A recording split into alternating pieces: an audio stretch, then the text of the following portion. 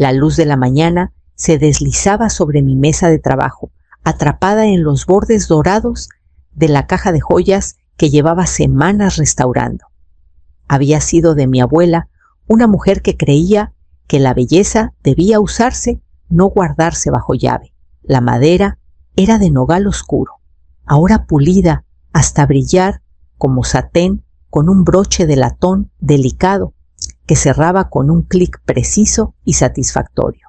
Dentro, en un compartimento que solo yo conocía, estaba la escritura original de la Casa del Muelle San Isidro, fotos del arduo trabajo de restauración y una declaración notariada que me nombraba como única dueña. La envolví con cuidado, colocando papel de seda alrededor de sus bordes antes de meterla en una caja azul profundo. Una cinta de seda del mismo tono se deslizó entre mis dedos mientras la ataba en un lazo perfecto. Este regalo era más que un recuerdo, era una promesa para Amalia de que esta pieza de nuestra historia siempre le pertenecería. Para la tarde me puse un vestido gris suave y mi mejor abrigo. El trayecto al restaurante fue corto, pero mi mente divagó todo el camino. Imaginé la sonrisa de Amalia al abrir la caja, cómo sus ojos podrían suavizarse al ver algo tan personal. El restaurante estaba al borde del puerto, con paredes de cristal que enmarcaban el mar invernal.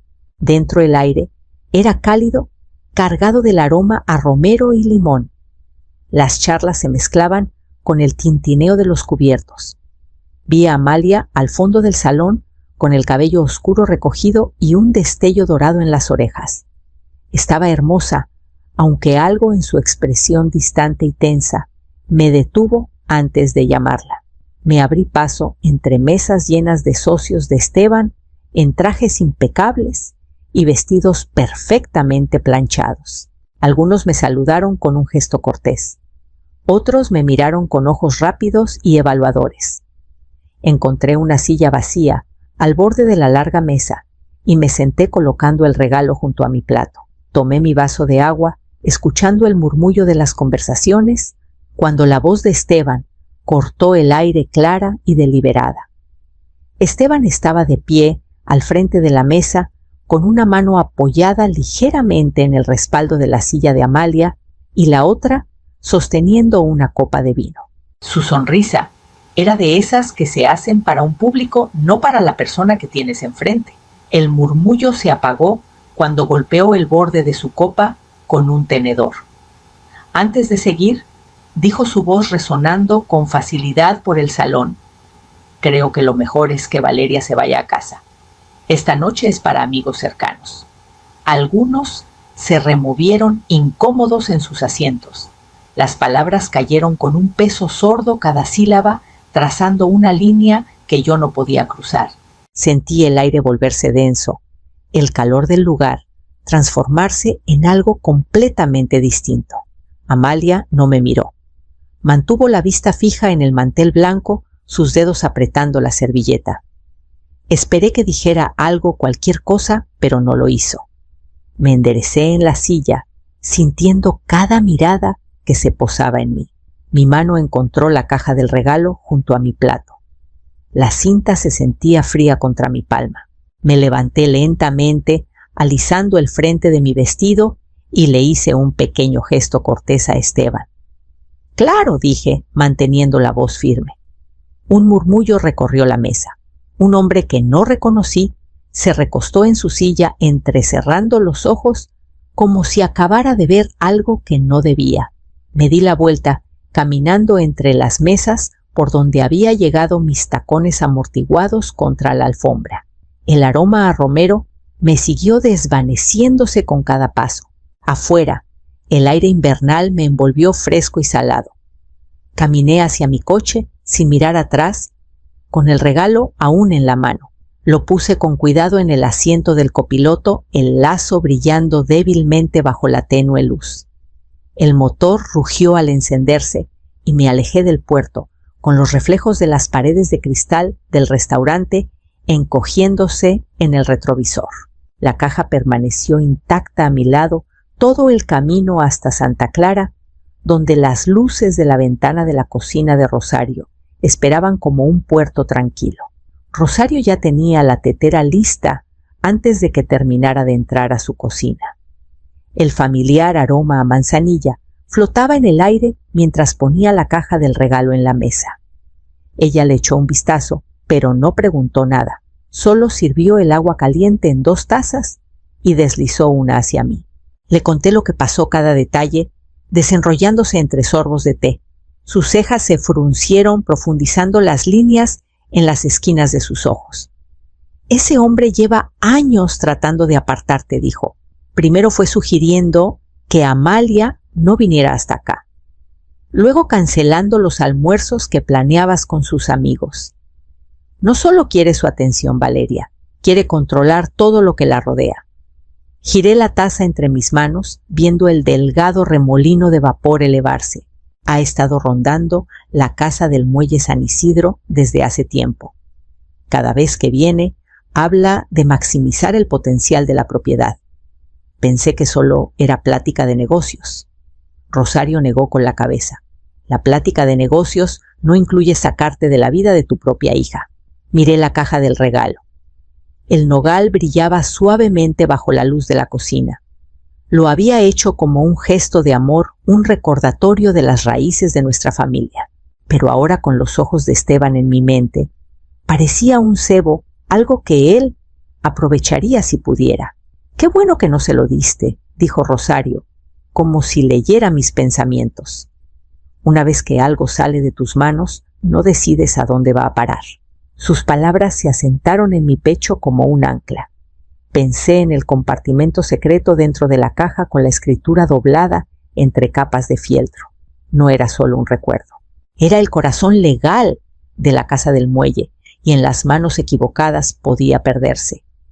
Empujé mi silla hacia atrás y puse una mano en la caja.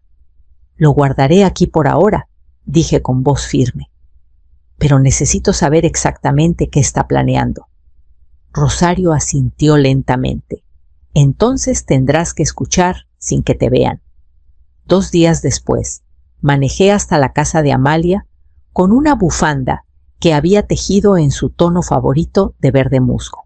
Me dije que era solo un pequeño gesto, una forma de recordarle que seguía pensando en ella a pesar del incómodo momento en la fiesta.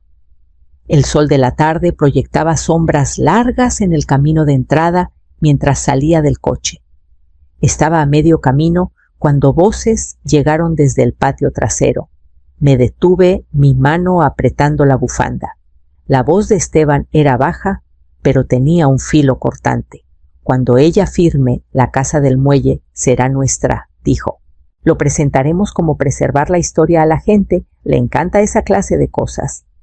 Un hombre que no reconocí soltó una risita. «¿Y la madre está fuera?», respondió Esteban sin dudar. Lo del restaurante Primer Paso. Hacerla sentir que no pertenece, mantenerla a distancia. Una vez que no esté cerca, será más fácil convencer a Amalia. Las palabras golpearon como una marea fría. Me pegué contra el seto con el olor a hojas húmedas llenando el aire. Mi pulso latía en mis oídos, pero me quedé quieta, forzando cada respiro a ser lento y silencioso. La charla cambió a otros temas, plazos, contactos posibles compradores. Capté lo suficiente para saber que llevaban planeando esto más tiempo del que imaginaba. La bufanda pesaba en mis manos, los puntos de repente sin sentido frente al peso de lo que acababa de escuchar. Retrocedí en silencio, la grava, crujiendo bajo mis pies, sonaba demasiado fuerte en la quietud. Ya en el coche, puse la bufanda en el asiento del copiloto, donde había estado la caja del regalo días antes. La similitud no se me escapó. Ambos llevaban algo para Amalia, y ninguno podía dárselo ahora. Manejé de regreso, con los ojos fijos en el camino, mi mente dando vueltas a lo que había oído. Los contornos del plan de Esteban tomaban forma y también mi respuesta. No conocía todos los detalles aún, pero sabía una cosa con certeza absoluta: nada en esa caja de joyas podía salir de mi posesión. De vuelta en casa, fui directo al estudio y abrí el mueble donde guardaba la caja de joyas. La superficie de nogal atrapaba la tenue luz cálida y firme como si supiera su importancia. La llevé a mi escritorio y abrí la tapa con cuidado. El leve aroma a cedro me recibió un truco que usaba mi abuela para mantener alejadas a las polillas. Bajo el forro de terciopelo, mis dedos encontraron la ranura familiar en la madera. Presioné suavemente y el panel se levantó, revelando el compartimento que nadie más conocía. Dentro estaba la escritura de la casa del muelle San Isidro, doblada en su sobre original, con los bordes entintados, suavizados por el tiempo. También estaban las fotos, imágenes sepia de la casa en sus primeros días y otras más recientes del trabajo de restauración que yo misma había supervisado. La declaración notariada descansaba encima con el sello en relieve capturando la luz. Toqué cada objeto como para confirmar su realidad. Esto no era solo papel, era una prueba inquebrantable legal vinculante. Esteban podía tejer sus historias para inversionistas y encantar a medio pueblo, pero sin esto su plan no era nada. Aún así, sabía que guardarlos en casa no era suficiente. Necesitaba protegerlos de una manera que él no pudiera deshacer con una sonrisa o una firma falsificada bajo presión. Cerré el compartimento, volví a pasar la cinta por el broche y puse la caja de nuevo en el mueble. En mi escritorio saqué mi celular y busqué un número que no había usado en meses. Javier Torres, mi abogado. La línea sonó 2 veces antes de que su voz calmada respondiera. Javier, soy Valeria. Necesito verte. Es urgente. Hubo una pausa, luego un cambio en su tono. Trae lo que tengas y ven a primera hora mañana. Nos aseguraremos de que siga siendo tuyo. Colgué, metí la caja de joyas en mi bolso de cuero y cerré el mueble con llave.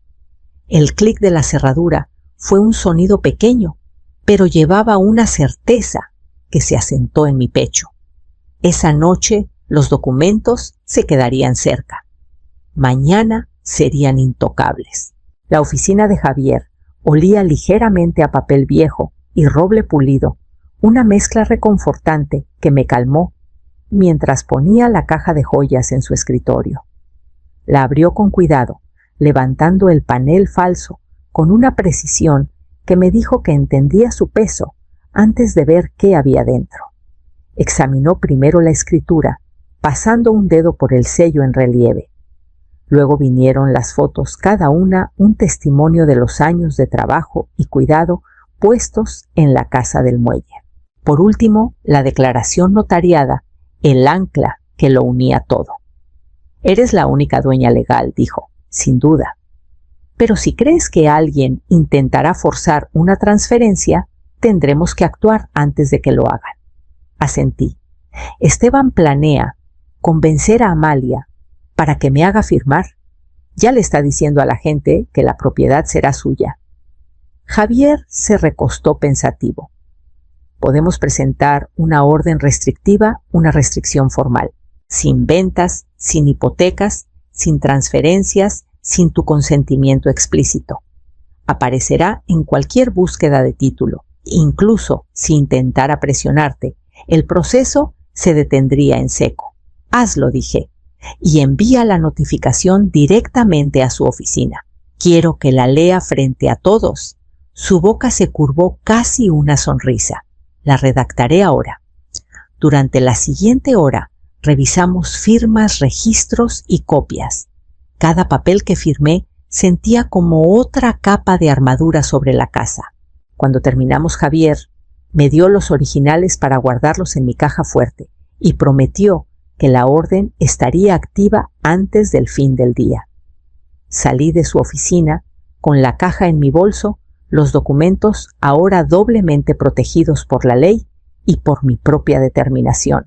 Afuera, el viento del puerto era cortante, pero traía un aire fresco que me hizo respirar más hondo. Para cuando llegué a casa, podía imaginarlo Esteban en su escritorio, con la carta en la mano, su confianza desmoronándose. Y cuando llegara el momento, quería estar lista para verlo pasar. La llamada llegó 3 días después, justo después del almuerzo. El nombre de Amalia iluminó mi celular y por un momento pensé en dejarlo sonar. En cambio contesté con voz neutra. «¿Qué hiciste?», preguntó sin saludos. Esteban llegó a casa furioso.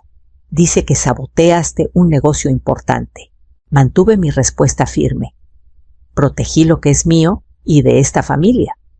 Si un negocio se cayó, tal vez no era tan sólido como él decía. Ella exhaló con fuerza, como si hubiera estado conteniendo el aliento desde que marcó. Podrías habernos hablado primero. Creo que ambas sabemos cómo habría ido esa charla. Hubo una pausa. De fondo escuché voces apagadas, el sonido de una puerta cerrándose. Luego su tono se suavizó, aunque apenas. Dijo que los inversionistas se retiraron por una complicación legal. Ahora están preocupados por problemas con el título. Para eso son las complicaciones legales, dije. Amalia no respondió de inmediato y la imaginé sopesando lealtad contra inquietud. Finalmente murmuró: «Ha estado insoportable desde que llegó la carta», gritándole a todos: «Apenas duerme, no dije nada a eso», que se quedara con la imagen de él desmoronándose. Cuando volvió a hablar fue más bajo. Dijo que la orden hace parecer que la propiedad no es realmente nuestra para usar, que la gente pensará que somos inestables. O dije suavemente, muestra que la propiedad está firmemente en manos de quien la ha cuidado todos estos años. Otra pausa. Luego necesito verte. Solo nosotras. Quedamos para la tarde siguiente en mi casa. Colgué y me quedé un largo momento con el celular cálido en la mano. La marea estaba cambiando. Lo sentía en los bordes de sus palabras, la duda que antes no estaba. La confianza de Esteban se fracturaba, y una vez que la grieta comenzaba, solo se extendería. El próximo movimiento, lo sabía, decidiría qué tan grande sería el quiebre. Amalia llegó al día siguiente su coche, avanzando con una lentitud deliberada, como si aún decidiera qué decir. La recibí en la puerta y la hice pasar con el aroma a café fresco, llenando el aire. No se molestó con charlas triviales, solo me siguió a la mesa del comedor, donde ya había puesto una carpeta. La abrí y deslicé los documentos hacia ella. Esta es la escritura original, los registros de restauración y la declaración notariada que confirma que soy la única dueña de la casa del muelle, dije, sin vacíos legales, sin condiciones, sin reclamos compartidos. Se sentó sus dedos rozando el borde de los documentos. Sus ojos recorrieron los sellos en relieve, las fechas, las firmas. «¿Por qué me muestras esto ahora?», preguntó. «Porque mereces saber la verdad antes de que Esteban te cuente su versión». Su mandíbula se tensó al escuchar su nombre, pero no levantó la vista. Podía verla armando las piezas, el peso de todo presionando contra su silencio. El sonido de una puerta de coche cerrándose afuera rompió el momento. Por la ventana vi a Esteban avanzando por el sendero con los hombros erguidos y la expresión ya lista para el enfrentamiento. La puerta principal se abrió antes de que pudiera moverme. Entró al cuarto con los ojos saltando a la mesa. «Entonces aquí estabas», le dijo Amalia luego a mí, «y esto es lo que has estado escondiendo». Me quedé sentada. No escondiendo, protegiendo. No tenías derecho.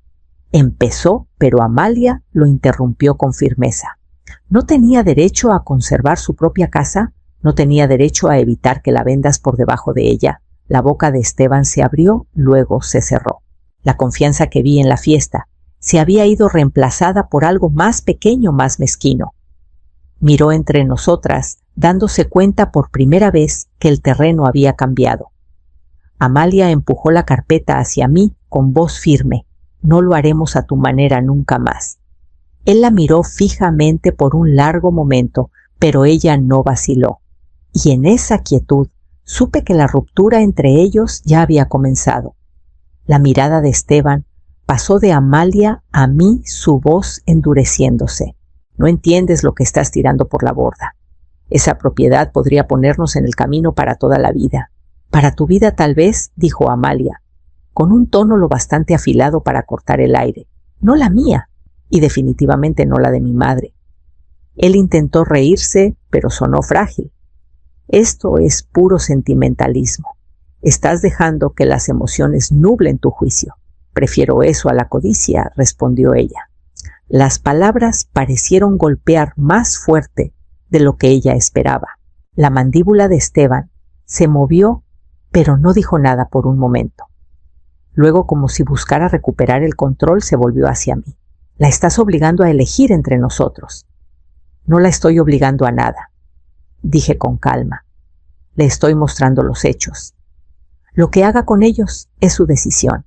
Por un largo segundo, el único sonido fue el leve tic-tac del reloj en el pasillo.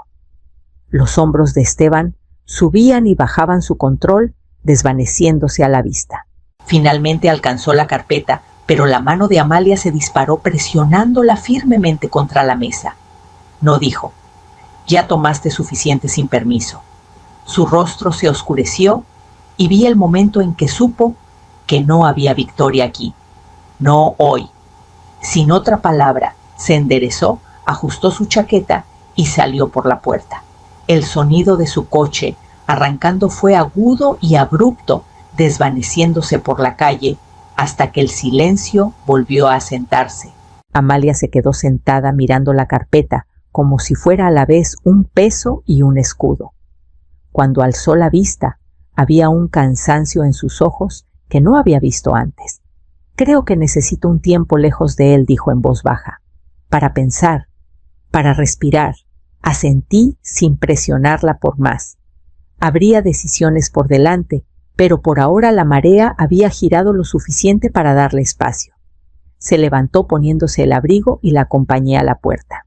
Al salir el viento invernal atrapó el borde de su cabello y no miró atrás. Cerré la puerta lentamente, ya sabiendo qué haría después. Pasaron los meses y las estaciones cambiaron silenciosamente alrededor de Santa Clara, la casa del muelle San Isidro, alguna vez testigo silencioso de tantos planes y traiciones, abrió sus puertas para una reunión comunitaria, una celebración de historia y esperanza. Amalia estaba a mi lado, mientras vecinos y amigos recorrían los antiguos salones, sus voces llenas de admiración y curiosidad. La observé saludar a cada invitado, su sonrisa genuina, ya no reservada ni tensa. El peso que había cargado se había aligerado, reemplazado por una nueva determinación que me recordaba a la niña que solía correr descalza por los muelles.